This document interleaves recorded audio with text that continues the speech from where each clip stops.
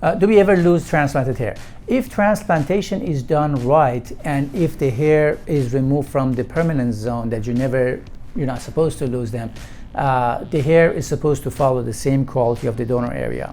Occasionally, when people go very bald and at more advanced ages, even the donor hair will decline a little bit in quality. If you have that gene, which is about like 20% of people, the transplanted hair could go through the same thing, and you may lose the value or the volume of transplanted hair.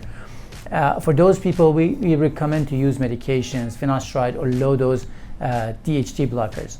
But most people don't lose their transplanted hair, and they keep them for the rest of their lives.